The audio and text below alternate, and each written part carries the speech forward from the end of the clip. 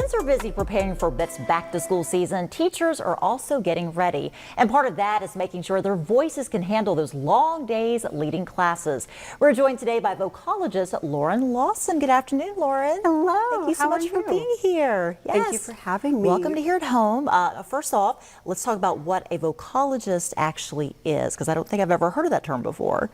So most people are completely unfamiliar with the term vocalogist. I was introduced to it by my voice teacher back in college. Wow. She was a vocalogist. So basically, a vocalogist is just a person who is incredibly passionate about the voice. They're a person who has done extra study and education regarding how the voice works, the biomechanics, the physics behind that process, because all of those things are involved in the production of sound. Yes. And we can either do that in a really healthy, easy way, or most of us do not. And We if don't we make think about it. No, we make it really, really hard on ourselves, and then we get voice injuries, and we'll talk about that later. Yeah, that's something that nobody wants at all. By the way, you have a beautiful voice. I can tell you're a singer also. Why, thank you. So let's talk about teachers in particular. You know, they are talking for hours and hours and hours every single day. Sometimes it may be a higher octave, depending on if the students are listening or not. So what are some things that they can do to protect their voices? So a big thing that teachers can do is to warm up their voices early in the day. And okay. actually, we're not just talking about teachers. If you are a person who uses your voice professionally, like our Like news myself, anchors, yes, radio yes. anchors, doctors, therapists, the list goes on. But today's the first day of school, so we thought teachers would be a good group to talk about. But basically, we can warm up our voices for just 1 to 2 minutes. I do mine in the shower in the morning because I'm already going to be there. Right, exactly. It's nice, it's humid. Right. You don't need a keyboard or anything equipment-wise to do these. And it just is going to make your day easier to warm up your voice, like you would warm up your body for exercise. It makes sense. Okay, so what are we doing with the cups and the straws? Exactly. So the straw is your best friend. Okay. And if you can get one that is not disposable, all the better. Yes. But, so what I have for Kimberly and myself here is just a plain old cup, and it has about 1 inch of water. Right. What we're gonna do, and we might get splashed, but we're just gonna blow bubbles first and make a little jacuzzi. Like when you're okay? learning how to swim. Exactly. Do that. But the trick, Kimberly, is I want you to make sure that that straw is about 1 inch within your lips, okay? Or within your mouth. Okay.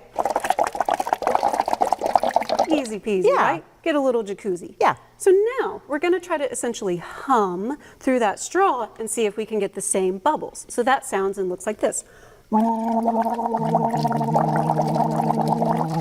Exactly. Okay, that's cool. That's actually fun. Kind of bizarre. So you can hold tones. I like to do slides with this.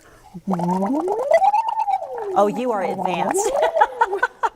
And what does that actually do for our vocal cords? So what this is doing is it's reducing the amount of pressure that we need to even set our vocal folds in motion, because that motion and the vocal folds touching each other is what produces noise. So you can have a really high pressure that's required to start that process, or a low pressure.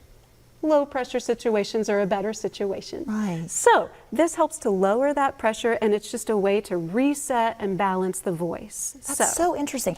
Let's talk about some common vocal injuries that can happen, vocal strain. We hear about that, but what exactly, what causes that? Exactly. So you do not have to be a performer to set yourself up at risk for getting a vocal injury. So you were talking about nodules, polyps, cysts, hemorrhages even. So what leads to that is overuse and misuse. Talking too loud for long amounts of time, screaming for long amounts of time, not using enough air. We're really bad breathers by nature, and that's the fuel in the tank for the voice. So if I'm not, using enough air, right, it's going to be rough on my voice. Sure. And you've heard that. That's called vocal fry. I'm sure we've all heard, probably teenagers at least, who have used that. Or if it's the end of the day and you're tired, you might notice that that's happening as well, because you're probably not breathing as well, and that's okay.